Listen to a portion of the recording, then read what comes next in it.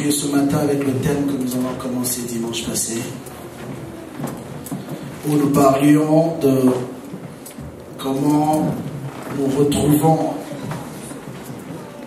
de nos jours, même dans le milieu chrétien, beaucoup d'entre nous qui sont encore captifs de l'ancienne vie, qui sont encore captifs de la vie qu'ils ont eu à abandonner, soi-disant autrefois. Et la Bible nous a montré par plusieurs reprises que si Christ était venu sur la terre, son rôle premier, comme il a dit dans Luc chapitre 4, à compter du verset 16, non seulement qu'il était venu pour annoncer une bonne nouvelle aux pauvres, pour délivrer les captifs, pour rendre libres les opprimés, c'était ça sa mission première du pourquoi Jésus-Christ est venu sur la terre des humains. Et nous avons vu que pendant plusieurs siècles, Dieu le Père a envoyé des hommes comme précurseurs pour tracer le chemin. Mais malheureusement, tous ces hommes étaient faillibles. Et personne n'a été capable d'accomplir l'œuvre parfaite à laquelle le Seigneur s'attendait. Et la Bible nous parle maintenant de celui qui se proposait comme lui-même, comme étant un sacrifice. Et ce jour-là, pendant que Dieu posait la question au ciel, aucun ange puissant n'a été capable de répondre à Dieu pour lui dire « Moi, je me propose pour aller libérer ces hommes. » Mais la Bible dit que Jésus-Christ lui-même s'est proposé comme étant l'agneau du sacrifice, en disant « Me voici Père, envoie-moi pour faire ta volonté. » Et quand il est venu, toute sa mission sur la terre avait comme seul objectif de monter à la croix. Même tous les miracles qu'il faisait, les délivrances, les guérisons, avaient pour un seul objectif la croix. Parce que l'homme avait un problème qui n'était pas payé. L'homme avait une dette qui n'était pas payée. C'est ce qui fait que, après plusieurs siècles, plusieurs grands prophètes, le diable continue encore à réclamer ou à régner dans l'existence des humains. Alors nous avons parlé de l'œuvre que Jésus-Christ a accomplie à la croix pour libérer l'humanité.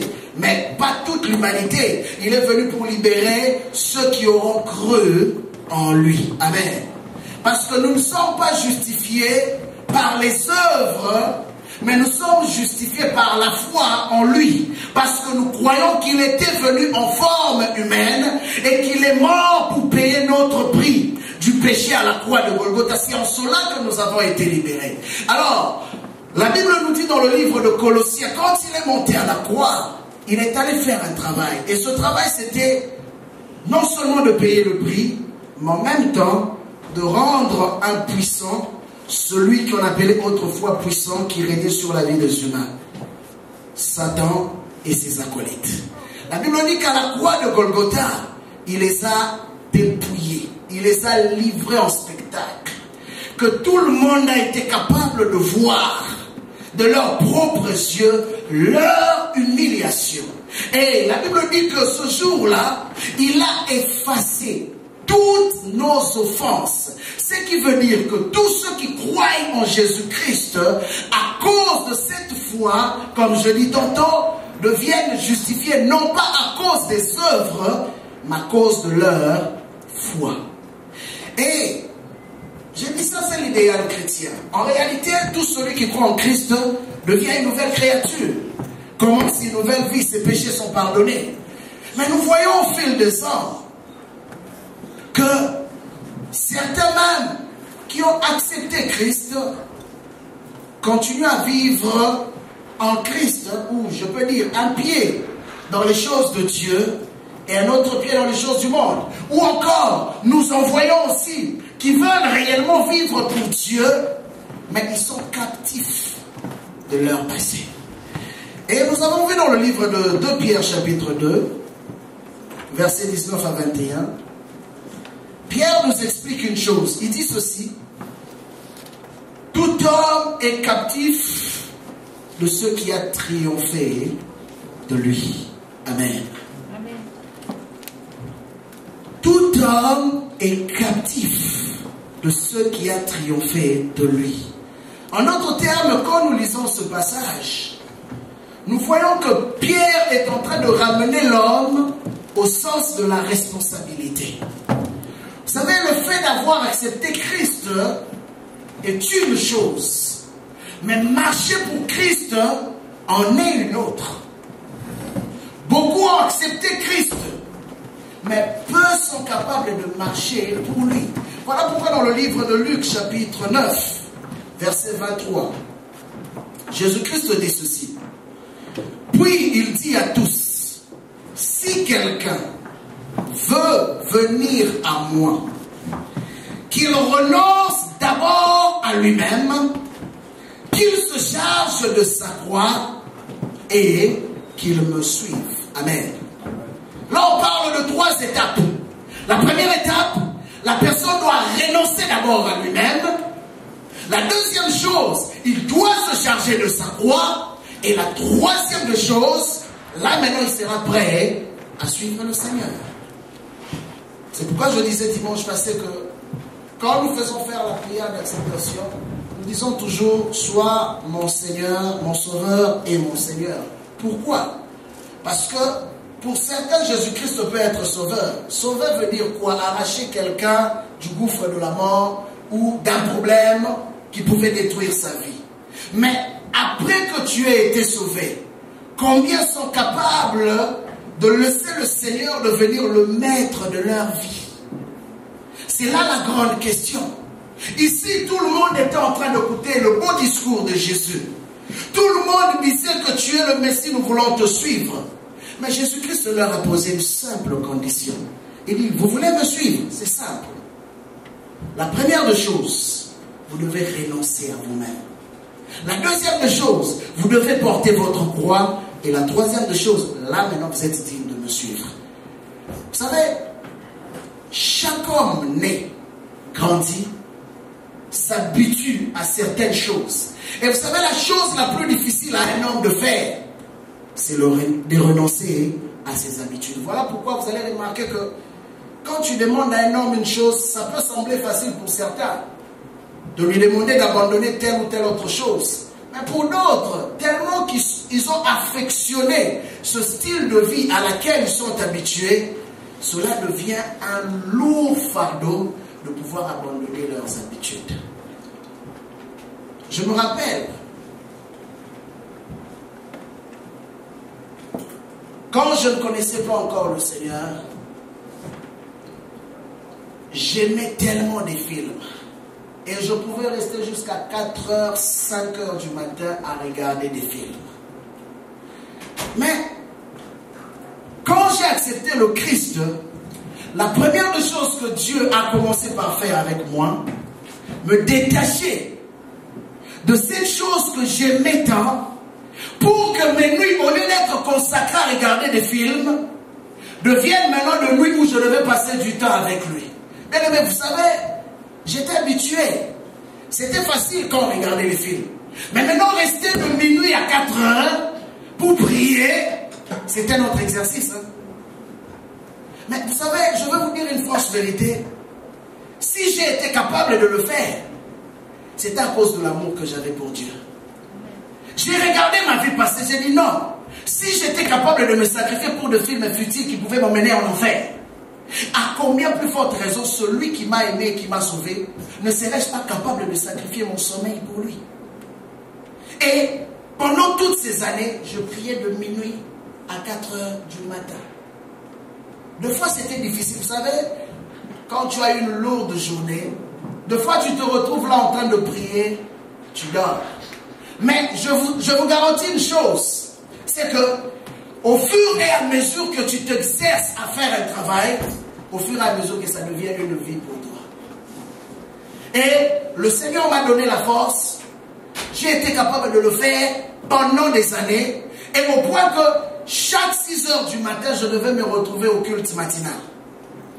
Parce qu'on avait culte matinal du lundi au vendredi. Tu priais de minuit à 4h, et tu dors pendant 2 heures du temps. À 6h, tu devais te retrouver au culte matinal. Vous priez jusqu'à 7h et après je devais aller au travail. Et j'ai fait ça pendant longtemps. Pourquoi? Parce que j'avais compris que quelqu'un ne peut jamais évoluer avec le Seigneur s'il n'est pas capable de renoncer à lui-même. Le renoncement a toujours été une chose difficile à faire. Une chose lourde à faire. Mais c'est ce que le Seigneur nous demande. Voilà pourquoi nous allons retrouver aujourd'hui des chrétiens, mais faibles devant les démons. Des chrétiens, mais faibles devant le péché. Or, la Bible dit que nous avons été créés au préalable pour dominer. Nous avons été au préalable pour régner, selon la vision de Dieu. Mais Pierre parle, il dit, chacun est esclave de ce qui a triomphé de lui. C'est pourquoi dimanche passé, nous avons fait un peu le tour pour voir qu'est-ce qui a triomphé le cœur de tout un chacun. Est-ce que Jésus-Christ règne en maître au trône de ton cœur? Ou c'est ta vie que tu chéris le plus? Et les hommes que Jésus-Christ est prêt à utiliser pour cette saison sont des hommes et des femmes qui ont appris aussi à se départir d'eux-mêmes, qui sont prêts à payer le prix. L'autre fois, je nous parlais du sacrifice ici. Vous savez, il y a certains démons qui ne partiront que lorsque toi-même tu auras appris une discipline dans le jeûne et la prière. Il y a certains démons, on peut t'imposer les mains. Mais si toi-même tu n'apprends pas à renoncer, ces démons-là ne partiront jamais. J'ai expliqué une réalité avec le fou de Gadara. La seule personne dans la Bible où il n'a pas été question de la foi, où Jésus-Christ a délivré automatiquement, c'était le fou. Vous savez pourquoi? Parce que le fou n'avait plus une conscience normale. Il était possédé de la tête aux pieds. Il ne réfléchissait plus. Tout ce qu'il faisait était guidé par les démons. Mais tous ceux qui restaient, la Cananéenne, Bartimée, Jairus, la fille de Jairus, nous allons voir que toutes ces personnes, il a fallu qu'ils se connectent à la foi, il a fallu qu'ils aient une volonté d'un changement pour que le Seigneur Jésus-Christ opère. Et à chaque fois, il leur disait qu'il en soit fait selon ta foi. Et j'ai donné un exemple une fois en disant que il y a de ces personnes, on le voit souvent lors des sessions de délivrance où les démons disent clairement: je ne veux pas partir parce que ça c'est ma maison. Pourquoi c'est sa maison? Parce que lui-même a décidé d'ouvrir une porte pour que ces démons-là puissent régner dans son cœur. Je me rappelle encore d'un témoignage personnel que j'ai vécu. J'en ai déjà parlé, mais je voudrais le redire ce matin. Il y a une dame qui n'était pas mariée, bien sûr, mais qui vivait avec un homme. Et son homme, son copain était un commerçant. Il se faisait quand même beaucoup d'argent. Et cette dame, à chaque fois qu'elle tombait enceinte, qu'est-ce qu'elle faisait? Elle avortait. Pourquoi? Parce qu'elle savait, logiquement, qu'elle n'était pas elle n'était pas mariée. Donc, elle n'avait pas le droit pour l'instant d'avoir un enfant, sinon elle allait avoir des problèmes avec sa famille. Alors, qu'est-ce qu'elle faisait? À chaque fois qu'elle tombait enceinte, elle allait avorter. Elle allait avorter. Et un jour, je m'en allais prier dans sa famille, sans savoir ce qui se passait. Et quand on a fini de prier, on voit à la maison, tout le monde était agité. Sa maman commençait à paniquer. Qu'est-ce qui se passe? On pose la question. La maman va me dire, elle dit: ma fille venait d'avorter. Et là maintenant il y a un problème. Elle est à l'hôpital. Mais qu'est-ce qui se passe? C'est qu'elle perdait du sang après l'avortement. Et à chaque fois qu'on essayait de la transfuser, le sang disparaissait dans le corps. Et à l'hôpital même, le médecin était paniqué. Personne n'arrivait à comprendre qu'est-ce qui se passait. à chaque fois qu'on lui mettait du sang, le sang disparaissait. Alors, quand la maman m'a demandé, elle m'a dit, viens prier pour ma fille. J'ai dit, ok, je veux venir, mais laisse-moi le temps d'aller prier, et puis je reviens.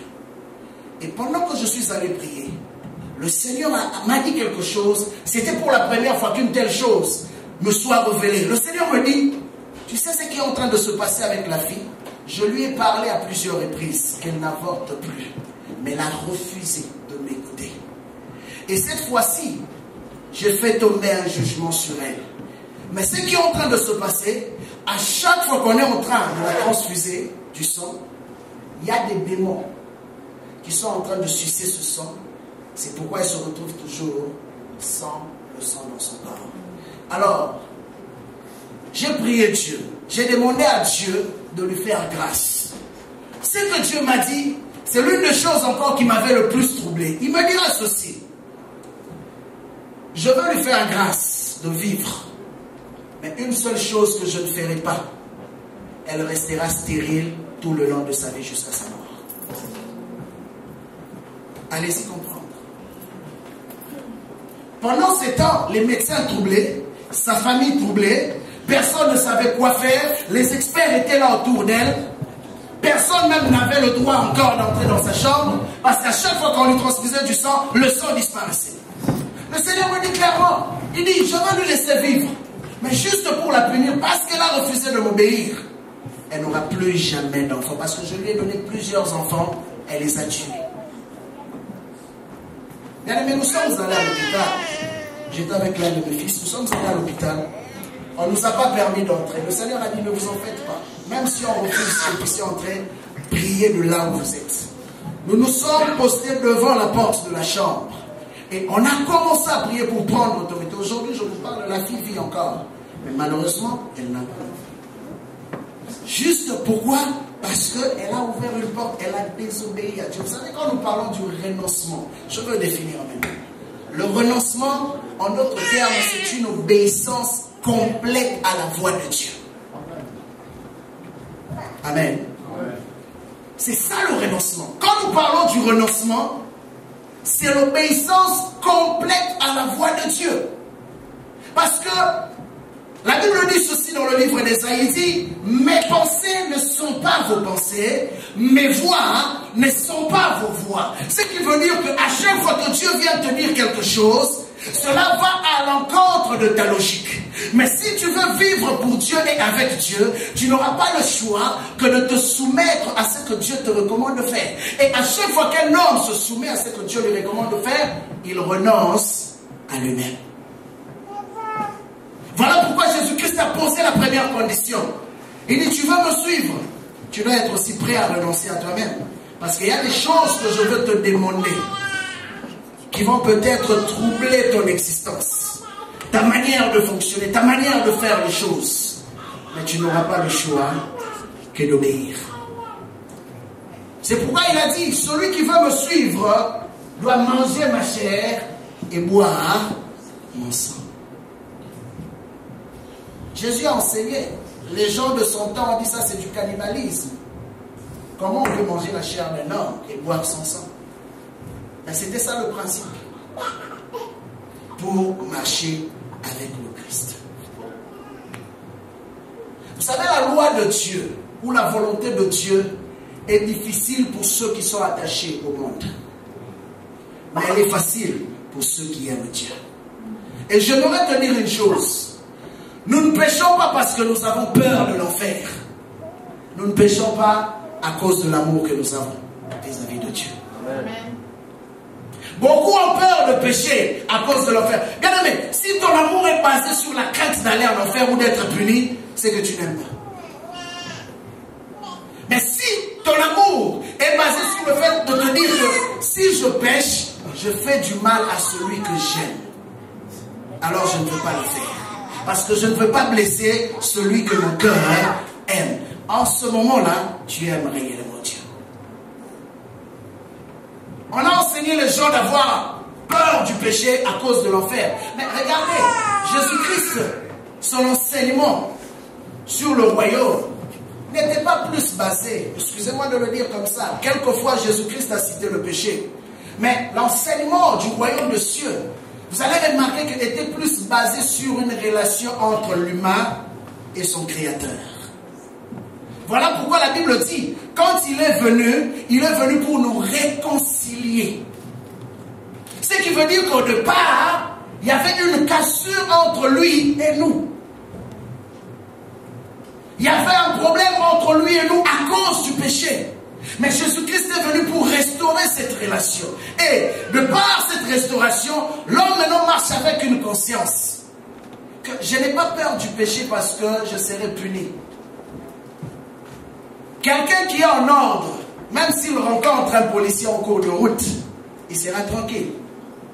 Mais un problématique, quand il voit un policier, même si ce n'était pas sa voie, il risque de prendre cette voie. Parce qu'il sait qu'il a un problème. Et que si on commençait à checker tout le monde, c'est lui qu'on va arrêter. Et la Bible dit ceci, la loi a été établie pour les transgresseurs, pour ceux qui marchent à l'encontre de la volonté de Dieu. Mais bien aimé, je rappelle encore, Dieu ne t'a pas sauvé pour être esclave du diable. Je répéterai encore que les démons n'iront jamais au ciel. Et de même, ceux qui sont possédés n'iront pas au ciel. Parce que ceux qui sont possédés ont juste simplement fait quelque chose. Ils ont ouvert la porte aux démons pour que les démons puissent régner dans leur vie. Ils ont refusé que Jésus-Christ soit leur sauveur, mais ils ont décidé de laisser la place à ce démon-là qui règne dans tel ou tel autre domaine de la vie pour gagner leur cœur.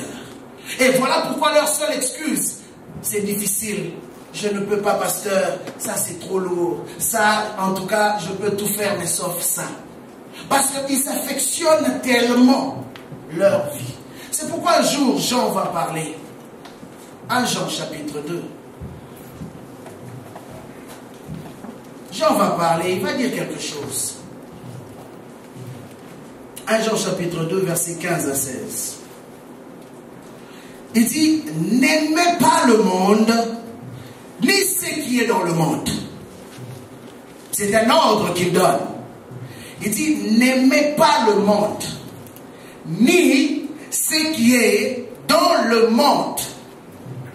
Si quelqu'un aime le monde, l'amour du Père n'est pas en lui. Et vous allez remarquer, quelqu'un qui affectionne un péché, ou qui a un péché mignon, a souvent de la difficulté pour marcher dans une communion étroite avec Dieu. Parce qu'il sait au-dedans de lui qu'il a un problème. Et il continue, il dit, car tout ce qui est dans le monde, c'est quoi la première des choses? La convoitise de la chair, la convoitise des yeux et l'orgueil de la vie ne vient pas du Père, mais vient du monde.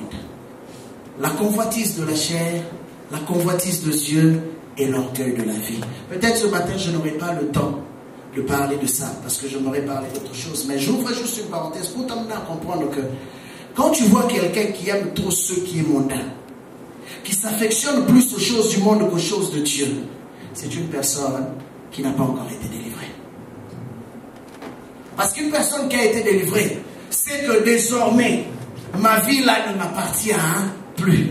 Elle appartient à Dieu. Et Paul dit ceci, tout ce que vous faites, mangez, parlez, dansez, chantez, faites-le pour la gloire de Dieu.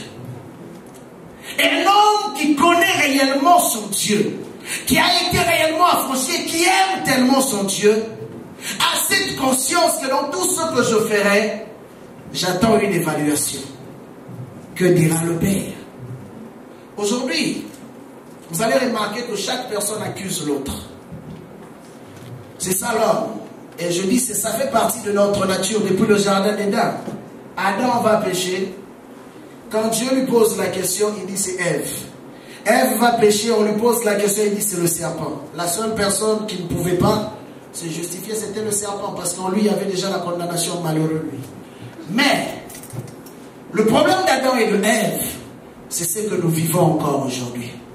Souvent, j'évalue ma vie par rapport aux autres. Que font les autres et qu'est-ce que moi je ne fais pas? c'est le type du pharisien. Il dit, Seigneur, je ne suis pas comme les autres. Je ne fais pas ceci. Je donne ma dîme. Je suis juste. Je vais à l'église 2 fois, 3 fois par semaine. Mais les autres ne le font pas. Mais il y a un autre qui pouvait s'asseoir, le publicain, qui disait, Seigneur, aie pitié de moi. Je ne suis même pas digne, moi qui parle en ce moment, de m'approcher de toi. Je ne suis même pas digne de lever mes yeux vers le ciel. La Bible dit que de ces 2 hommes, celui qui a été approuvé dans sa prière, c'était le publicain. Le pharisien a été rejeté. Pourquoi? Parce qu'il s'est frappé la poitrine. Alors, je dirais ceci. La problématique de nos jours, c'est que le diable a semé ces 3 éléments par lesquels il contrôle le système du monde.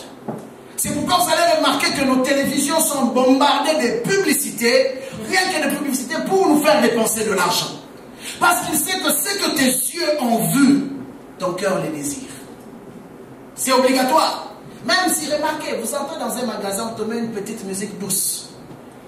Tu étais entré pour une seule chose, pour 10 minutes, mais tu te retrouves là, tu fais 1 heure du temps avec la musique qui te dorlote les oreilles, et tu sors avec 3-4 choses que tu n'avais même pas prévues. Pourquoi? Parce que c'est un système. Et vous savez, des fois, sans se rendre compte, nous tous nous tombons dans ce piège. On entre, on dit, bon, ok, je veux seulement, ça ne fait rien. Mais bien aimé, la question que j'aimerais te dire, excusez-moi de rentrer là-dedans, ce n'est pas mon message, mais je constate une chose, nous sommes capables, nous, humains, de dépenser trop pour nous-mêmes. Mais combien nous dépensons pour Dieu et pour son œuvre? Mais après, nous allons voir que nous, dans nos cœurs, nous allons dire que nous aimons Dieu. Vous savez, toutes ces choses-là, le Seigneur regarde. Il évalue nos cœurs. Et il dit, mais est-ce que ce peuple m'aime vraiment? Vous savez, des fois, tu vas dépenser pour toi 200, 300 $, 400. Ça ne te fait rien. Tu te dis pourvu que tu sois beau ou belle. Mais quand il s'agit maintenant de dépenser pour Dieu, là, on réfléchit 2 fois. Je n'ai pas payé la facture. Mais quand tu dépensais pour toi, il n'y avait pas de facture. Mais quand même il faut dépenser pour Dieu, il y a une facture qui surgit. Bien aimé, la Bible dit ceci. Là où est ton trésor, là aussi se trouve ton cœur. Regarde qu'il y a ces 3 choses qui règnent dans le monde. La convoitise de Dieu, la convoitise de la chair et l'orgueil de la vie. Et souvent, quand quelqu'un vient nous pointer du doigt pour nous dire, frère, combien tu as donné? Là maintenant, tu vas voir combien les gens sont spirituels. Oh, dans cette église-là, on ne fait que demander. Dans cette église-là, c'est seulement offrande, dîme. Mais bien aimé, c'est faux. Parce que la preuve en est qu'on ne te demande pas la dîme tous les jours. On ne te demande pas l'offrande tous les jours.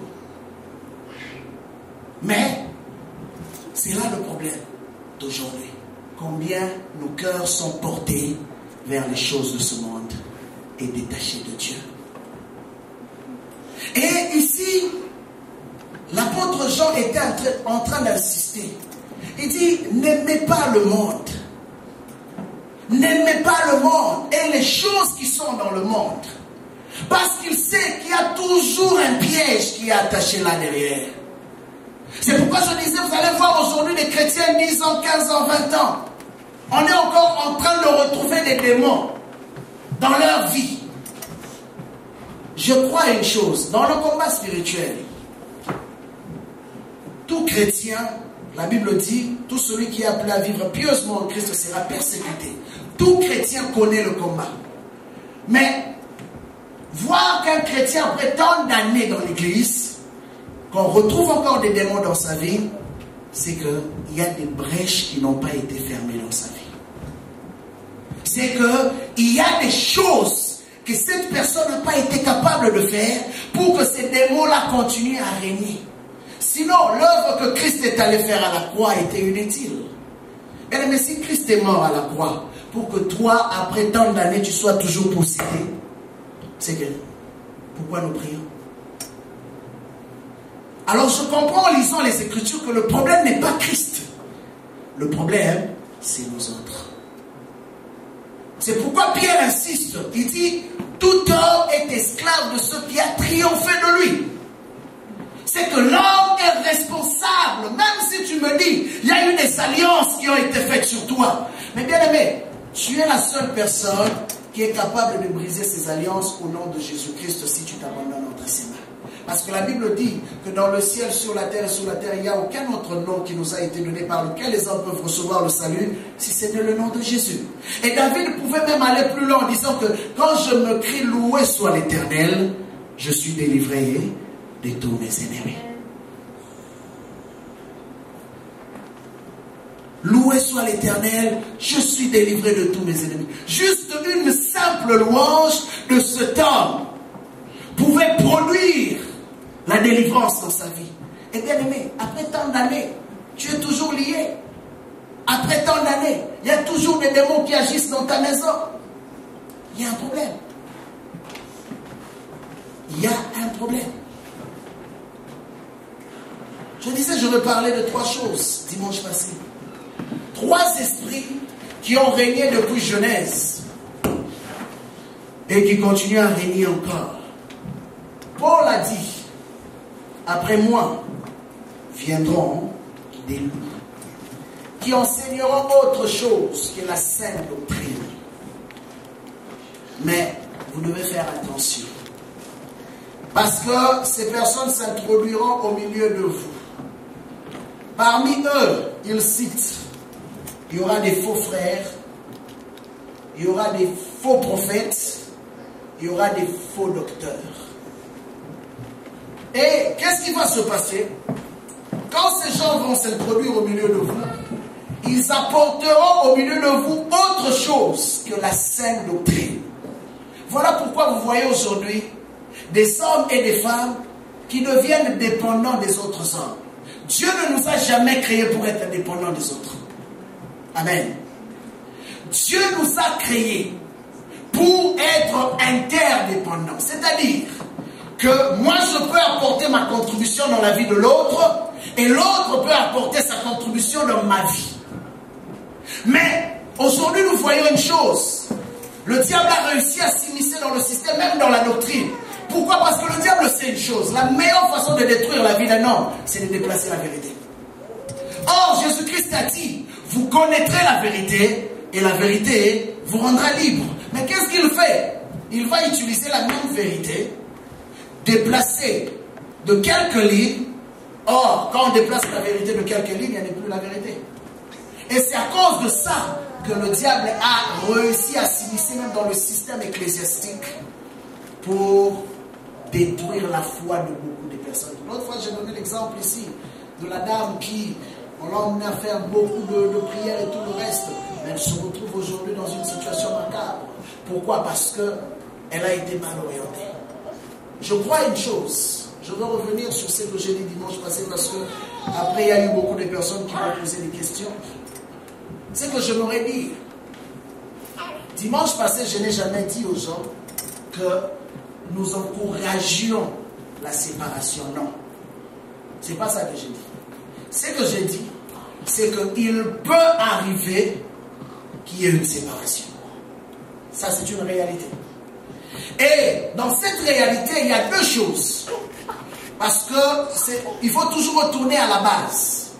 Il y a des mariages qui ont été commandités par le diable pour la destruction de la vie des autres personnes.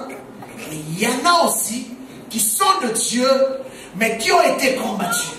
Ou encore que nous avons eu par mégarde à ouvrir des portes et le diable est entré pour détruire. Voilà pourquoi la Bible, quand Jésus-Christ parle, il dit aux disciples, il dit veillez et priez pour ne pas tomber. Bien aimé, même quelque chose que Dieu t'a donné, si tu ne veilles pas sur ça, tu risques de le perdre.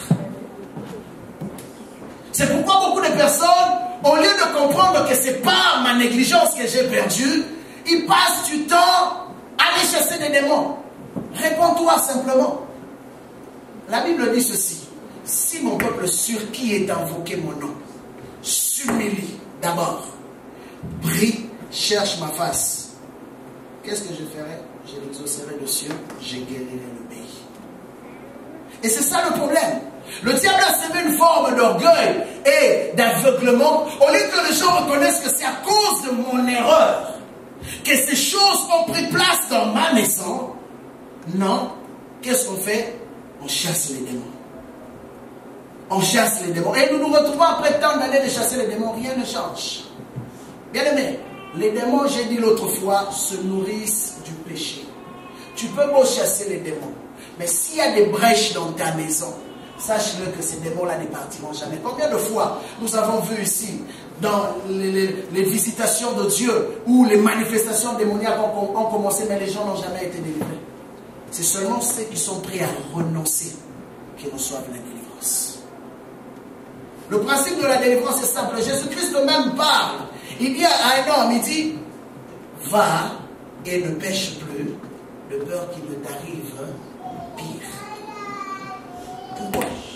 Parce qu'il savait que la seule porte qui peut permettre à un démon de régner dans la vie d'un homme, c'est le péché. C'est le péché. Il n'y en a pas deux. C'est pourquoi quand nous enseignons, nous ne cessons de marteler pour dire que chrétien, s'il est possible, évite de vivre dans le péché. Parce que tu es en train de boycotter ta propre destinée. Et ce ne sera pas la faute de ton père, de ta mère, ou encore la faute de tes frères, de tes ancêtres. Ça sera ta propre faute. N'est-ce pas qu'on a vu Dieu plusieurs fois dans la Bible où les parents ont eu à faire des mauvaises choses, mais Dieu dans cette même famille a suscité un homme ou une femme et l'a distingué, a fait des choses différemment de sa famille? Nous l'avons vu dans la Bible. Ce qui veut dire que si tout homme aujourd'hui est capable de s'abandonner pleinement entre les mains de Dieu, Dieu est aussi capable de l'utiliser au-delà de l'histoire de sa famille. Ça dépend de toi. Dieu a toujours la main tendue vers l'homme. Mais combien de fois nous nous abandonnons entre ses mains pour qu'il nous utilise pour sa gloire? C'est l'église que le Seigneur recherche à Montréal. Cette église sainte. Cette église qui marche dans sa crainte. Cette église qui se dit, au-delà de tout, nous acceptons, Seigneur, de marcher selon ta volonté. Même si dans notre chair, ça peut faire mal.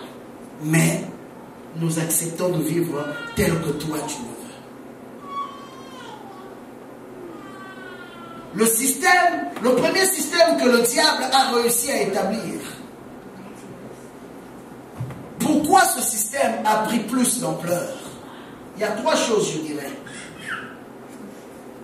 Il y a le système nicolaïte, il y a le système de Balaam et il y a le système de Jézabel. Ces trois entités spirituelles ont régné depuis les temps anciens et continuent à régner de nos jours. Pourquoi? J'insiste sur un fait. La famille est le noyau de l'action de Dieu dans une société. Voilà pourquoi le diable, s'il doit détruire une société, il n'attaque pas ailleurs, il attaque la famille. Parce qu'il sait qu'une famille détruite est une bombe à retardement. Mais aussi, j'aimerais te dire que la plupart du temps où le diable a eu à utiliser des familles, souvent vous allez remarquer, c'est des familles où il y a eu des bases incestueuses, où il y a la polygamie, parce qu'il y a un problème souvent dans ce genre de famille. Et ce problème, c'est quoi? Soit il y a un père dominateur qui veut régner sur tout le monde, il prend plusieurs femmes, et il y a une compétition qui est générée entre les femmes, et les enfants sont montés les uns après les autres. Automatiquement, quand cette haine, cette jalousie, cette concurrence s'installe, il y a une porte ouverte pour les démons. Et cela permet aux esprits démoniaques d'entrer facilement et de commencer à détruire les membres de la famille les uns contre les autres. Et ce système, depuis les temps anciens, vous allez le voir, depuis les temps de patriarches, cela a existé. Ne pense pas que c'est juste nos familles d'aujourd'hui. Depuis les patriarches, cela a existé. Nous voyons cela avec la famille de Jacob. À cause de la jalousie, ils étaient capables de vendre leurs frères. Et regardez, des frères qui vendent leurs frères sans remords. Ils vont auprès de papa, après avoir vendu leurs frères, ils le mentent en plus. Et leur papa leur donne la nourriture, leur maman leur donne la nourriture, ils le mangent aussi tranquillement. Et là, ils continuent à raconter, en tout cas, ah, on a perdu notre frère. Ah, ça fait mal. Mais ils savaient que leur frère était vivant. Ils vivaient quelque part. Donc, quelle souffrance? Ça, ce n'était plus leur problème. Juste à cause d'une tunique, ils ont été capables de vendre leur frère. Et aujourd'hui, comme je dis, le premier système sur lequel Jésus-Christ s'est levé, c'était le système de Nicolaïtes. Les Nicolaïtes, c'est quoi? Par définition, on les appelle les dominateurs, les gens qui sont sans peuple. Les Nicolaïtes, c'est des hommes qui ont le souci, le goût du pouvoir pour régner sur d'autres. Et à chaque fois que ces hommes veulent régner sur d'autres, ils sont capables d'utiliser n'importe quel moyen pourvu d'être au-dessus des autres. C'est pourquoi Jésus-Christ parle dans le livre d'Apocalypse chapitre 2. Il dit ceci.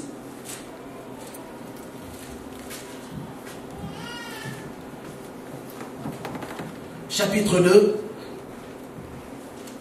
à compter du verset 3, je veux lire.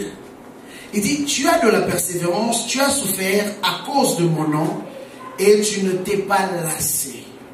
Mais ce que j'ai contre toi, c'est que tu as abandonné ton premier amour.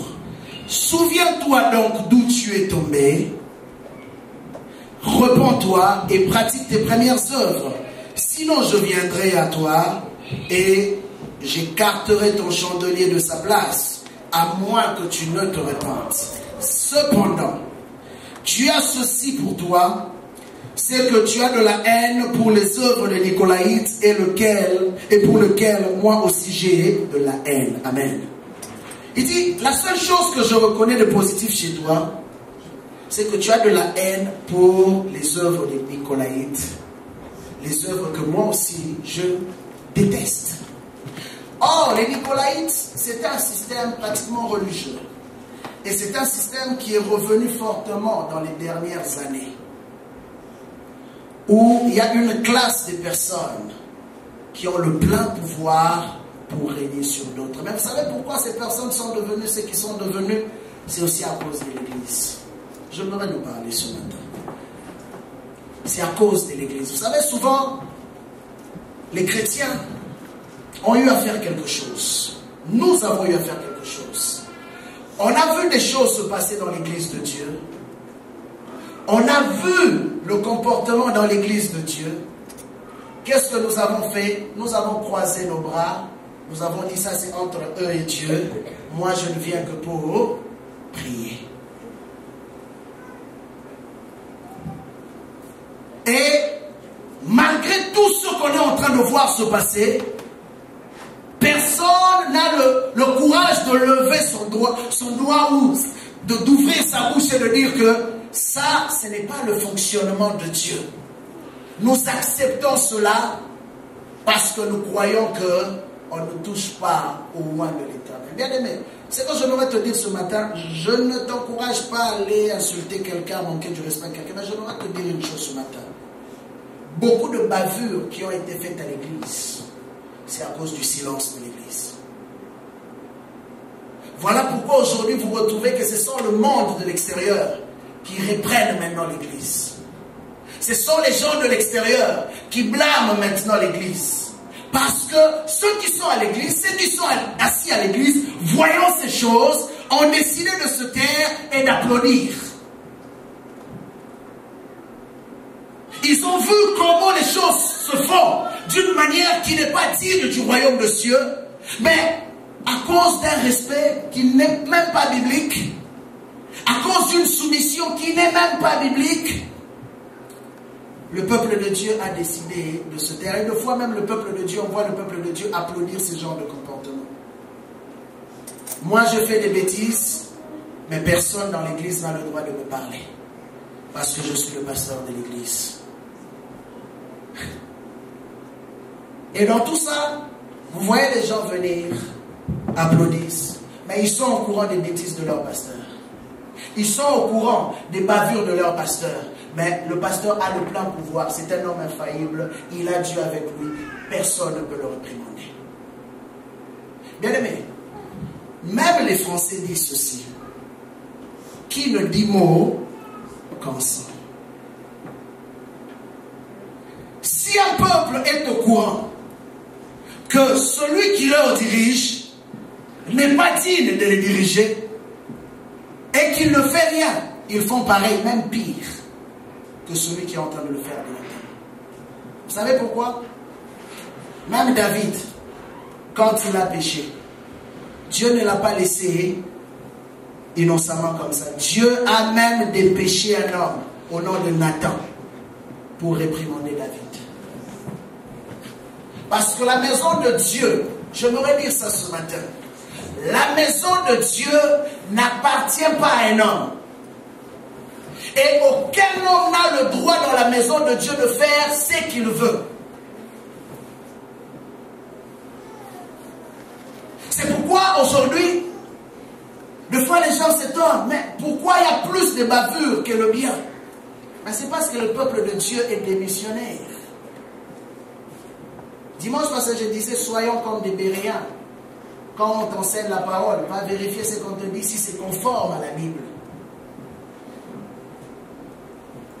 Il y a quelque chose, vous allez m'excuser de le dire quand même, mais il y a quelque chose sur lequel on est tombé sur Internet, c'est plus ma femme qui a vu ça, c'était hier. Un homme dans un pays en Afrique va dire à sa congrégation, plus aux femmes, désormais quand vous venez à l'église, ne mettez pas les sous-vêtements et tout le reste. Ah oui, ce sont des choses qui se passent. Il a dit ça publiquement. Et les fidèles ont accepté parce que c'est le pasteur qui a parlé. Allez-y comprendre un peu, bien aimé. Est-ce que vous allez me dire qu'un pasteur comme ça peut se repentir? Non. Pourquoi? Parce que le problème aussi c'est le fidèle. Pourquoi? Parce qu'il n'y a personne qui a le courage de se lever pour dire pasteur, ça ce n'est pas biblique. Personne. L'Église a aujourd'hui besoin de la génération d'Élie. Des hommes qui sont capables d'aller trouver Akab pour lui dire que ta façon de fonctionner n'est pas ce que Dieu veut. Je le dis, je suis pasteur, je n'ai pas honte de le dire. Parce que dans la maison de Dieu, tout le monde est redevable. Mais malheureusement, aujourd'hui, nous retrouvons une église démissionnaire. Des gens qui chauffent les bancs, même quand il y a des choses qui ne vont pas bien. Oh non, je ne veux pas le dire pour ne pas faire mal. Bien aimé, tu te fais mal à toi-même. Oh, moi, je veux juste prier. Ceux qui font là ne me regardent pas, mais on te maudit. Parce que la Bible dit ceci, on ne peut donner que ce qu'on a. Imagine-toi que ton pasteur est un pudique adultère. Qu'est-ce qu'il peut te donner? Vas-y, comprends. Donc, à chaque fois qu'il t'impose les mains, c'est son esprit-là d'impudicité, d'adultère qu'il te communique. Mais, au nom de l'amour, je ne sais pas quel amour qui n'est même pas biblique, tu te tais. Et souvent, quand il y a certaines personnes qui veulent se lever pour parler, on les qualifie des rebelles ou de sorciers. On les chasse même de l'église. Parce qu'ils ne sont pas d'accord du système. Bien aimé, j'ai dit une chose l'autre fois. Accepte qu'on salisse ta réputation, mais pour la vérité. Amen. Accepte qu'on te rejette, mais pour la vérité. Parce que ton âme là, aucun pasteur ne peut aller la racheter. Personne. Seul Jésus qui a été capable de payer le prix pour toi. Alors pourquoi tu te laisses aussi manipuler par n'importe qui? Un jour, il y a une soeur qui est venue se plaindre, me dire, pasteur, je suis en colère. Il dit, on est allé raconter l'histoire de ma vie à un pasteur, et le pasteur se tient sur la chair, il me dit, Dieu m'a dit. Or, c'était une histoire qu'on venait de lui raconter. Mais il dit Dieu, vous voyez un peu cette audace-là. D'abord, de un, tu mens au nom de Dieu. Et tu n'as pas peur de mentir au nom de Dieu. Et la sœur a quitté l'église à cause de ça. Au moins elle a refusé de se faire manipuler. Et comprenez que le diable, Paul a beaucoup insisté là-dessus. Il dit que après moi il y aura de loups. Et ne vous en faites pas. Ces personnes-là ne sont pas là pour ton bien. Ils sont là pour bâtir leurs empires, leurs royaumes. C'est pourquoi aujourd'hui nous voyons que les gens se battent à cause de noms. Archevêque, ce n'est même pas biblique. Je n'ai pas vu d'archevêque dans la Bible. On a condamné l'église catholique hier parce qu'on disait qu'il voulait des trônes. Mais aujourd'hui on retrouve ces mêmes choses dans les soi-disant églises évangéliques. Bien aimé, c'est pourquoi je comprends une chose, je me rends compte de le dire, que ce n'est ni l'église évangélique, pentecôtiste ou whatever qui va te sauver. C'est ta relation avec Jésus-Christ. Amen, amen. Les gens maintenant se composent derrière le nom. Moi je suis pentecôtiste, moi je suis évangélique. Ça ne va pas t'emmener au ciel. La même chose, on a condamné les soutanes hier. Aujourd'hui, on retrouve la même chose. Des gens qui s'habillent comme les papes. Et qui ont des trônes comme des papes dans la maison de Dieu. Et l'église est là en train d'applaudir. Vous savez, Saül, au départ, c'était un jeune homme humble. Mais vous savez pourquoi Saül est devenu orgueilleux? C'est à cause du peuple. Deux fois, c'est le peuple qui crée certains leaders.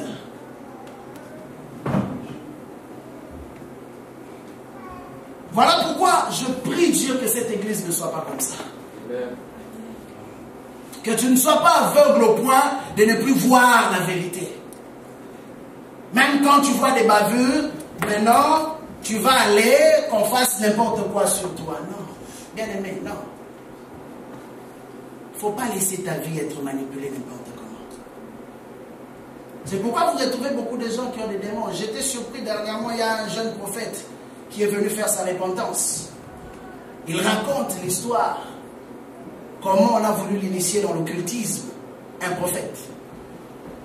Tout ça pourquoi? Parce qu'aujourd'hui nous cherchons la gloire. On veut qu'on parle de moi. On veut que j'ai de l'argent. Alors on a voulu l'initier dans l'occultisme. Et il explique. Il dit ceci. Tous ces gens-là qui ont signé des contrats. Dans leur église, il y a deux anges. Mais ce sont des démons. Il y a celui qui circule à l'intérieur de l'église pour endormir le peuple de Dieu, pour qu'à chaque chose qu'on leur dit, même si ce sont des bêtises qu'ils disent Alléluia, Amen. Mais il y a un autre, dès qu'ils entrent par la porte là, ils sont déjà envoûtés. Ils départent la porte. Je me dis, toute une église envoûtée comme ça. Mais où sont ces hommes et ces femmes qu'on appelle des sentinelles, qui sont capables de veiller quand ils voient des choses anormales et les arrêter? Où sont les sentinelles? Aujourd'hui, l'église est entourée plus de yes men. Vous savez ce qu'on appelle yes men? Des gens qui disent oui à tout, qui n'utilisent pas leur tête. C'est comme si, des fois, quand les gens entrent dans l'église, ils prennent leur tête, leur intelligence, ils laissent à l'extérieur. Ils viennent juste avec leur cœur. Ceux qui ressentent des picotements dans leur cœur, ça c'est notre église. L'église de Dieu, c'est là où les gens marchent dans la vérité. Là où les gens marchent dans la crainte de Dieu. Et le système de Nicolaïte est en train de prendre plus d'ampleur. Et de plus en plus, qu'est-ce que le diable a fait à travers ce système? Vous allez remarquer que c'était la première église. Je ne vais pas revenir là-dessus. Dimanche passé, j'ai déjà eu le temps de parler sur Éphèse. Mais je pourrais dire, pourquoi dans l'église d'Éphèse? Parce que c'était une église remplie de gens intellectuels. Allez-y comprendre. Des gens très intelligents qu'on a été capable d'amadouer dans un système. Des gens très intellectuels. Mais regardez, quand ils ont vu les Nicolaïtes, ils ont compris que par rapport aux enseignements de Paul, ça, ce n'était pas conforme. Ça n'avait rien à voir avec Dieu. Bien aimé, on peut t'appeler rebelle. On peut t'appeler révolutionnaire, mais si tu sais que ce n'est pas conforme à la volonté de Dieu, tu n'as pas le choix, bien-aimé. N'accepte pas n'importe quoi. Jésus-Christ lui-même a loué cette église. Il dit, mais c'est que j'approuve avec toi, malgré que tu as perdu ton premier amour, c'est que tu as résisté, tu as de la haine pour les œuvres de Nicolaïte. Bien-aimé, quand tu vois quelqu'un vouloir prendre la place de Dieu, il n'y a qu'un seul Seigneur à l'église. Quand tu vois quelqu'un d'autre vouloir prendre la place de Dieu, déclasse-le. Prie pour lui, que Dieu touche sa vie, qu'il n'aille pas en enfer, qu'il se répande. C'est ça le rôle de l'église. Mais s'il ne veut pas se repentir, en tout cas, n'aie pas affaire avec lui. Parce que c'est toi qui seras condamnable aux yeux de Dieu. La deuxième classe, nous parlons de Balaam. Balaam, c'était un prophète. Et il y a un grand mouvement prophétique que Dieu va répandre dans l'église. Mais avant que Dieu ne répande ce grand mouvement dans l'église, il y a un nettoyage que Dieu devra faire pour extirper l'esprit de Balaam. Où aujourd'hui nous retrouvons, quand je parle de Balaam, Balaam a bien commencé. Mais Balaam est tombé dans un piège. Le piège de l'honneur. Il voulait être considéré. Et qu'est-ce que Balaam a fait? Il a voulu faire plaisir au roi de ce monde. Tout le monde aujourd'hui veut devenir ami au grand, au député, au premier ministre, ou je ne sais encore qui d'autre. Alors, à cause de ses honneurs, Balaam a été séduit. Dieu lui a dit premièrement, ne pars pas avec ses hommes. Mais malheureusement pour Balaam, il est tombé dans le piège. Le roi savait comment l'avoir. La première fois, il lui a envoyé des émissaires, des hommes simples. Et vous savez, la deuxième fois, qu'est-ce que le roi a fait? Il lui a envoyé des dignitaires, des princes. Il lui a dit, tu seras considéré comme le roi. Tu vas t'asseoir à la même table que le roi. Manger la même nourriture que le roi. Quand Balaam a écouté ces choses, il est allé consulter encore Dieu. Mais Dieu lui dira, vas-y. Mais en réalité, c'était une preuve à laquelle Dieu venait de le mettre. Cet homme qui disait que quand je fléchis mes genoux, mes yeux s'ouvrent. Ce jour-là, l'homme qui avait les yeux ouverts constamment se retrouve devant l'ange de l'Éternel. Ses yeux ne pouvaient plus voir. Pourquoi? Parce qu'il était déjà aveuglé par la convoitise de la chair. Il était déjà aveuglé. Il cherchait les honneurs. Et vous allez remarquer que le diable utilise souvent les gens qui cherchent les honneurs dans l'église de Dieu pour les détruire et même pour détruire les autres. C'est pourquoi vous allez voir que, hormis l'esprit de Balaam, comment l'esprit de Balaam fonctionne en cherchant les honneurs, mais aussi c'est un esprit que le diable utilise beaucoup pour tromper les gens. C'est pourquoi vous allez voir que le fois même de nos jours, certaines personnes commencent à douter de la prophétie. La prophétie est réelle, elle est biblique, elle est authentique. Ça vient de Dieu. Mais par contre, il ne faudrait pas aussi oublier que le diable, c'est un imitateur. Alors qu'est-ce qu'il fait? Sachant que l'homme est toujours porté à vouloir connaître ce qui est au-delà, le diable va envoyer ses agents pour venir tromper plusieurs personnes. Et en cela, vous allez voir des gens qui forment, qui ont un groupe de personnes qui ne font que prophétiser sur eux. Bien aimé, on ne prophétisera jamais sur toi du lundi à dimanche. Même les grands prophètes de la Bible. Regardez, lisez bien la Bible. Élie, après avoir prophétisé à Akab sur la sécheresse, la Bible nous montre qu'il est allé pendant 3 ans au torrent de Kéret. Allez-y comprendre un peu. Donc, prophète de Dieu, l'un des grands prophètes de l'histoire, pendant 3 ans, il n'a plus prophétisé. Il était là en train d'être nourri par des corbeaux. Des fois, quand nous lisons ça, nous pensons que c'est du jour au lendemain que ça s'est passé. Non, il s'est écoulé 3 ans. Entre la prophétie de la sécheresse et quand il était dans le torrent de Kéret. Et quand Dieu a vu que le temps était arrivé, alors Dieu lui a dit, maintenant va à Sarepta. comprendre un peu. Un grand prophète, pendant 3 ans, Dieu parle à Ézéchiel. Il dit, Ézéchiel, quand je te parlerai, tu ouvriras ta bouche. Mais quand je ne te parlerai pas, tais-toi. Les gens veulent trop le Dieu m'a dit. C'est bien beau. Mais fais attention. Tout ce qu'on te dit de Dieu m'a dit là, ce n'est pas toujours Dieu. C'est pourquoi des fois on fait de Dieu un menteur. Comment Dieu avait dit, mais les choses arrivent d'une manière telle qu'on ne l'avait pas dit. Ce n'était pas Dieu bien-aimé. Parce que ce que Dieu dit est authentifié. La preuve en est que puisque Balaam était un prophète de Dieu, la Bible nous montre que quand il s'est corrompu, il a même voulu maudire le peuple de Dieu. Dieu a fermé sa bouche à cause de l'alliance. Dieu a interdit à ce que son peuple soit maudit. Je me rappelle toujours de l'histoire que l'homme de Dieu nous racontait, Siton Moshua. Il dit, on l'appelle pour dire qu'il y a un grand prophète là qui est en train de prophétiser sur tout le monde. Il va, et pendant que l'homme était en train de parler, où les gens criaient Amen, Dieu ouvrait ses yeux. Et qu'est-ce qu'il voyait? L'homme en train de proférer des malédictions sur les gens. Les vrais prophètes, il y en a. Mais les faux aussi, il y en a beaucoup. Voilà pourquoi ça te prend le discernement. Le diable sait que l'homme, naturellement, aime connaître les choses mystérieuses, les choses qui sont cachées. Il le sait. Voilà pourquoi il vient toujours dans le domaine prophétique pour tromper beaucoup de gens dans l'église.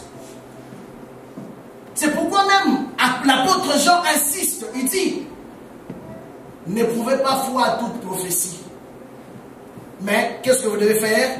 Éprouvez-le pour savoir s'il vient de Dieu ou pas.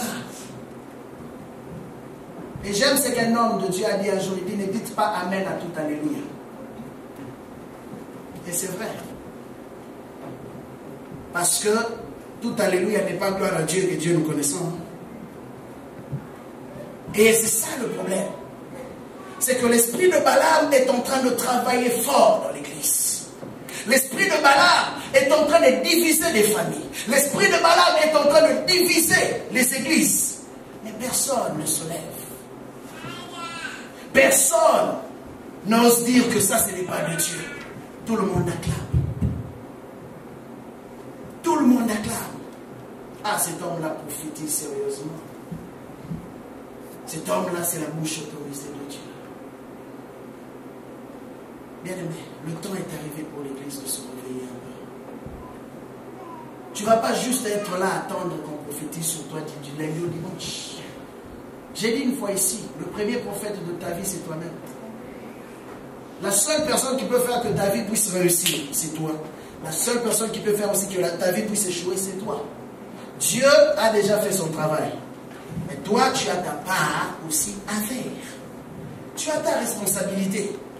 On peut bon prophétiser sur toi, mais si toi-même tu ne te lèves pas pour travailler, si tu ne te lèves pas pour t'appliquer, rien ne se passera.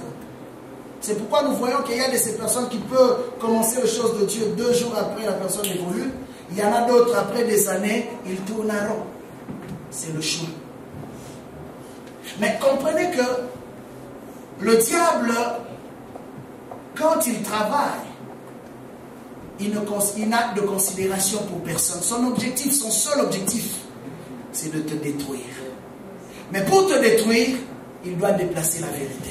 Et dans le déplaçage de la vérité, il doit apporter quoi? Le mensonge. C'est ça sa nature. Il sait que si tu es capable d'accepter un mensonge, et que plus tard tu te rends compte que c'est un mensonge, tu vas faire quoi? Tu vas rejeter Dieu. C'est ça qu'il recherche. Qu'on te trompe, pour que tu sois capable de te révolter et de rejeter Dieu. Bien aimé, je n'ai pas vu un prophète de la Bible, un vrai prophète de la Bible, venir dire des choses qui ne se sont pas accomplies. J'en ai pas vu. Lisez Jérémie chapitre 28. C'est là maintenant que je veux vous emmener à comprendre la dimension prophétique selon Dieu. Le ministère prophétique selon Dieu. La Bible nous dit qu'il y avait des prophètes qui étaient en train de prophétiser. Tous parlaient. Mais Jérémie était assis. Jérémie observait, il le regardait. Mais pendant qu'il était en train de regarder, La Bible nous montre que l'Esprit de Dieu est venu lui parler. Allez-y comprendre qu'on est dans une assemblée des prophètes où les gens prophétisent, tout le monde prophétise la même chose. Et Jérémie, la Bible dit qu'il entend la voix de Dieu pour lui dire que ce qu'il vient de prophétiser, c'est un mensonge. Il faut avoir du courage. Hein? Et Jérémie, cela est pour dire, ce que tu viens de dire là, le Seigneur vient de me dire à l'instant même que ce que tu as dit n'est pas de lui.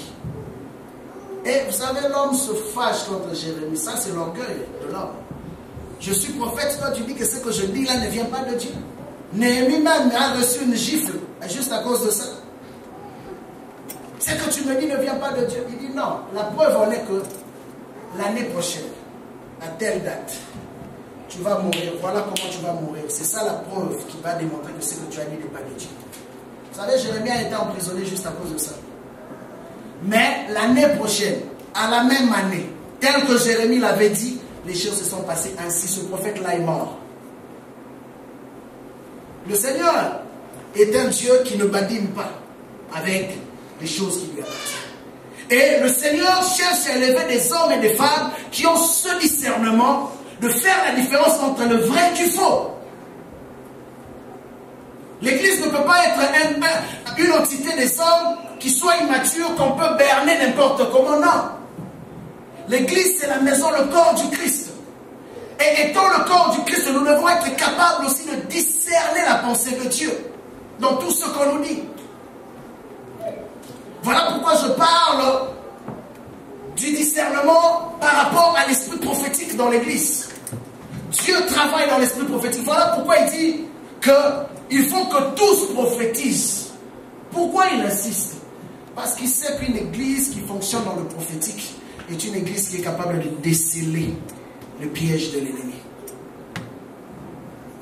Mais pour qu'une église puisse entrer profondément dans le prophétique, c'est une église d'abord qui doit être des adorateurs. Parce que quand l'église est formée des adorateurs, les portes du ciel sont ouvertes à l'église. Et en ce moment-là, tout ce qui était caché est revêtu. Balaam était là, un faux prophète. Il était vrai prophète au début, mais qui est devenu un faux prophète. Lui-même était conscient qu'il était déjà en dehors de la plaque. Et à chaque fois qu'il se levait contre le peuple de Dieu, Dieu le faisait tellement. Vous savez qu'est-ce qu'il a fait? Rusé qu'il était. Balaam sait une chose, qu'une malédiction sans cause n'a point d'effet, non? Mais qu'est-ce qu'il va faire? Il inspire une chose au roi qui était une inspiration diabolique. Il dit, va prendre les femmes des Madianites, envoie-le aux Israélites. Quand les hommes israélites vont tomber, en ce moment-là, la malédiction sera capable de les atteindre. Bien aimé, il n'a même plus eu besoin de prophétiser. Juste quand ces hommes sont tombés avec ces femmes-là, la Bible montre qu'en une seule journée, 24 000 personnes ont été mordues par des serpents. Ils sont morts. 24 000. À cause du péché.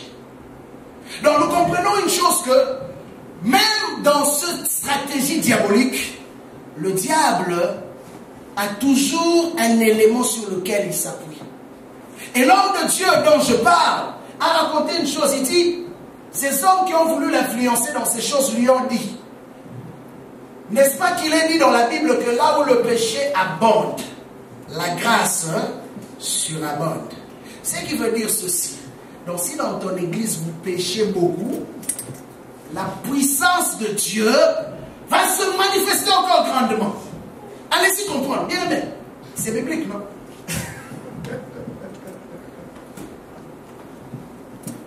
On a juste utilisé un verset biblique qu'on a tordu l'essence. Et ça devient quoi? Une vérité pour certains.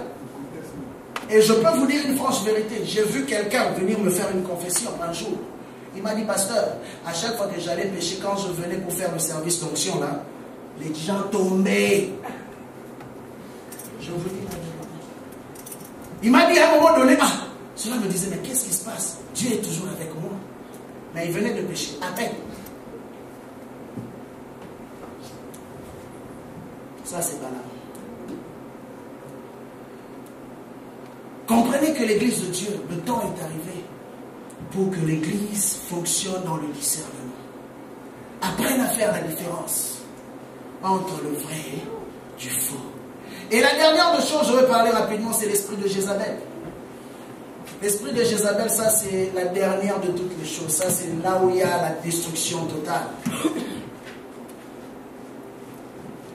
Madame, vous pouvez prendre dans Apocalypse chapitre 2, versets 14 à 15.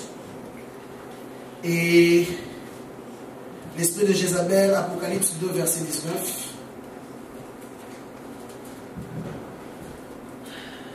Alors, Jézabel, c'est cette femme qui a emmené l'idolâtrie en Israël. C'est cette femme qui a fait en sorte que Akab abandonne le Dieu de ses pères.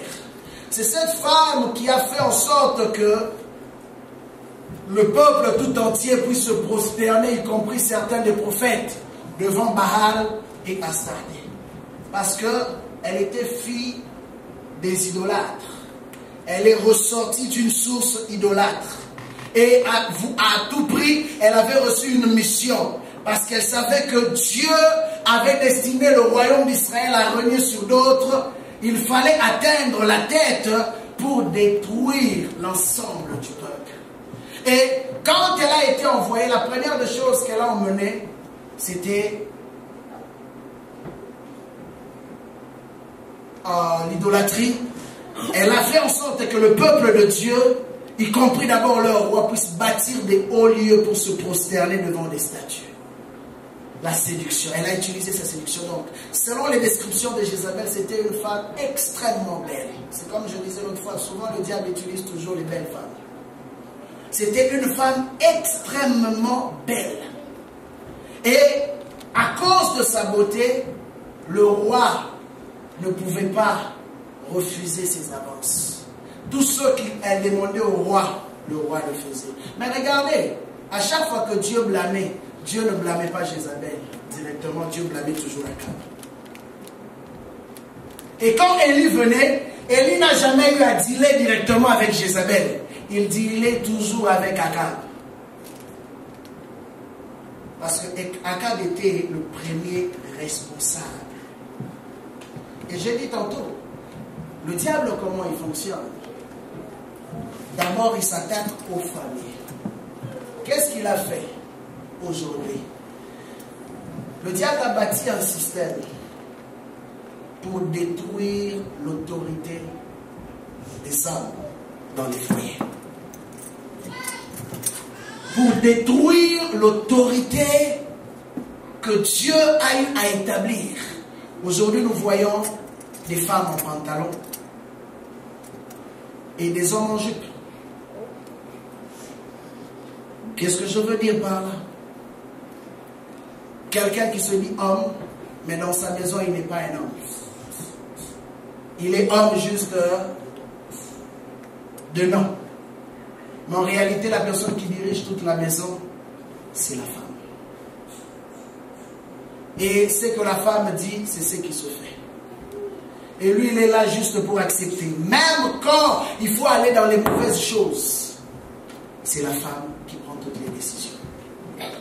Mais regardez que quand Dieu blâme le responsable numéro 1. Mais le diable a réussi à introduire ce système parce qu'il sait que dès que les hommes, le premier responsable devant Dieu, auront abandonné leur rôle, automatiquement, il aura une mainmise. Regardez tout ce qui est fait. J'ai vu un homme être arrêté cette semaine. Ça m'a vraiment fâché. Un homme être arrêté, pourquoi? L'homme aimait tellement sa femme, il ne voulait pas qu'il se sépare. L'homme voulait avoir des enfants avec la femme ne voulait pas. Alors, la femme s'est retrouvée enceinte, malgré elle. Elle est allée accuser l'homme auprès de la cour, elle s'est fait avorter. Vous savez, aujourd'hui, l'homme a été arrêté pour combien? 2 ou 3 ans, quelque chose comme ça. Et on a dit que, pardon? 18 mois, ok.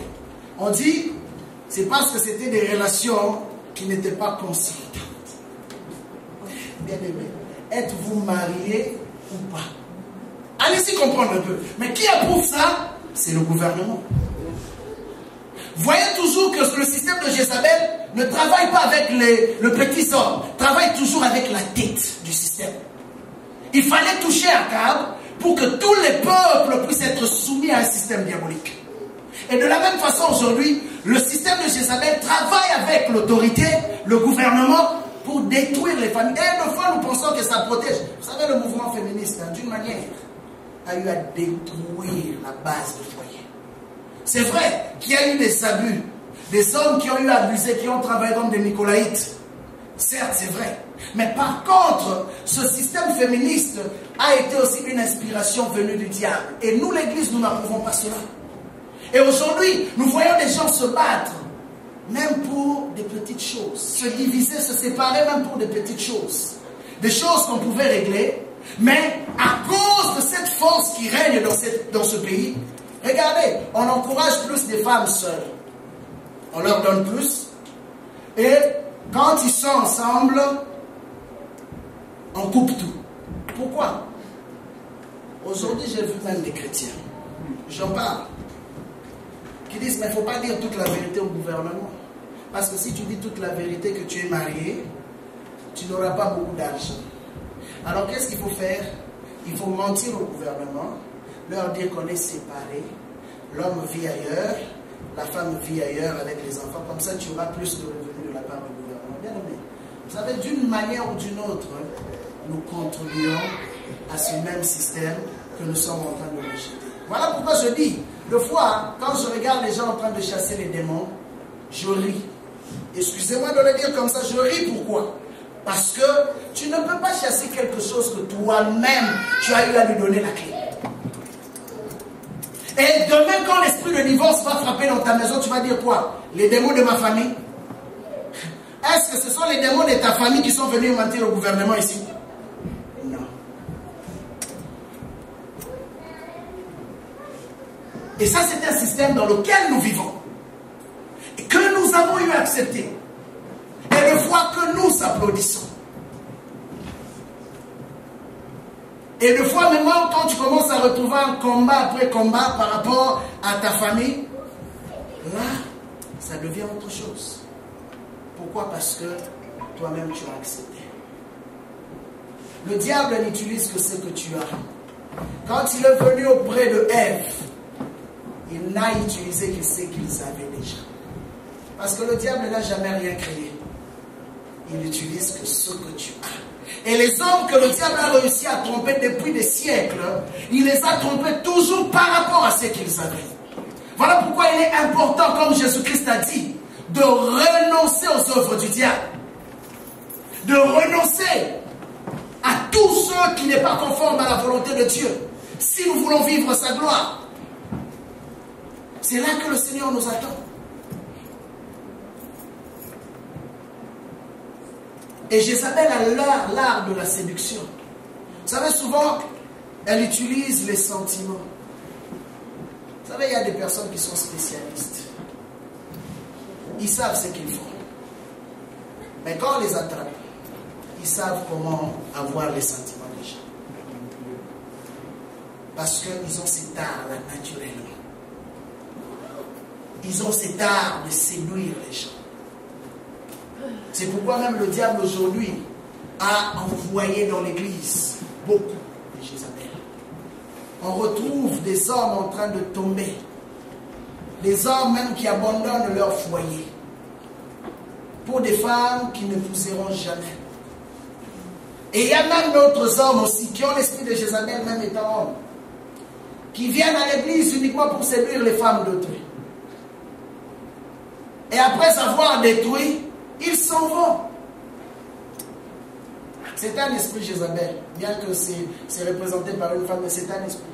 Un homme peut avoir l'esprit de séduction, tout comme une femme.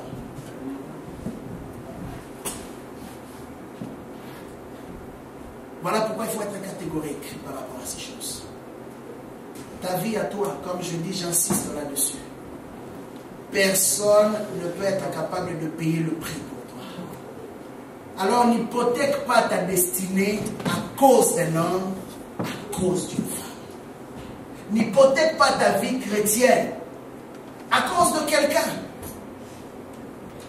Tu viens à l'église, n'oublie pas ta dette. Quand on te dit de faire des choses qui sont anti-bibliques, résiste à ces choses. Vous savez, même Paul, un jour, il a résisté à Pierre publiquement. Quand il a vu que Pierre ne marchait pas selon la vérité. Galates chapitre 2. Il a résisté à Pierre publiquement. Devant tout le monde. Il dit, ce que tu fais là n'est pas bon. Mais cela n'a pas diminué Pierre. Au contraire. Pierre s'est rendu automatiquement compte qu'il avait mal agi. Il s'est repenti. Parce qu'il avait le cœur de Dieu. Mais aujourd'hui, un bon ami, c'est celui qui est capable de te dire la vérité. Même si ça fait mal, c'est celui qui peut te dire cette vérité. Si tu as quelqu'un qui t'applaudit toujours, qui se dit toujours que si je lui dis ça va lui faire du mal, ce n'est pas un ami. Sépare-toi de cette personne. Il est temps que tu aies autour de toi des hommes et des femmes qui sont capables de te dire les vraies choses. Que frère, là tu as mal marché. Sœur, là tu as mal agi. Ça va faire mal, c'est normal, parce qu'on va toucher à ton ego. Mais vous savez, plus on touche à ton ego, plus tu es délivré d'un problème. Et c'est ça l'église que le Seigneur veut reformer. Des hommes et des femmes qui sont capables d'accepter la réprimande. Non pas d'être entourés des yes men, des gens qui vont toujours t'applaudir. Vous savez, Jésus-Christ, quand il a fait manger aux gens du pain, les mêmes personnes qui l'ont applaudi, après on dit crucifié. Souvent les gens qui t'applaudissent trop, ce sont les gens qui vont te crucifier demain. Et des amis qui vont te dire la vérité en face. Et quand ils te disent la vérité, ils te regardent droit dans les yeux. Ça là, tu peux dire, c'est un ami. Une fois, j'ai dit à quelqu'un, c'est l'une des raisons pourquoi je n'ai pas beaucoup d'amis. C'est la vérité. Je n'ai pas beaucoup d'amis. Je parle avec beaucoup de personnes, mais je n'ai pas beaucoup d'amis. Parce que j'évalue mes amis. Pour que tu sois mon ami, tu dois être capable de me dire la vérité. Je ne veux pas être entouré des gens qui m'applaudissent, même quand je suis dans l'erreur. Mais je vais être entouré des gens qui sont capables de me dire des vraies choses. Ça va sauver ma vie. C'est pourquoi Dieu nous met ensemble. Parce qu'il sait que tel peut apporter telle chose à l'autre. Mais si tu t'entoures des gens parce qu'ils font ce que toi tu veux, bien aimé, je pense que tu fais fausse route. C'est le temps de commencer à réévaluer ce qui t'entoure. C'est le temps. Les Nicolaïtes, ils seront toujours là. Les Balaam, ils seront toujours là. Quelqu'un a posé une question, je lui dis, mais comment des gens qui vivent mal, on prophétise toujours des bonnes choses sur eux? Même Dieu là ne voit pas qu'ils sont en train de vivre dans les péchés.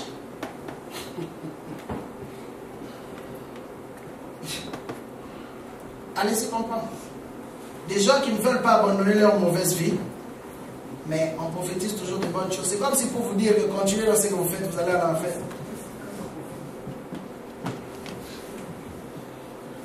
Dieu est juste. Même s'il a une destinée pour toi. David avait une grande destinée avec Dieu. Dieu l'avait appelé pour des grandes choses, mais Dieu était aussi capable de lui dire les vraies choses. Même si cela faisait mal. Dieu lui a dit l'enfant va mourir. David a jeûné, a prié, mais l'enfant est mort. Des fois, il y a des pertes qu'il faut accepter. Des fois, il y a des séparations qu'il faut accepter. Si tu veux vivre la délivrance de Dieu.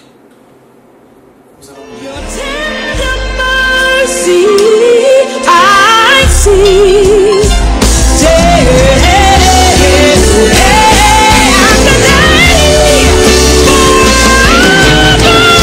Faithful, faithful, faithful towards me.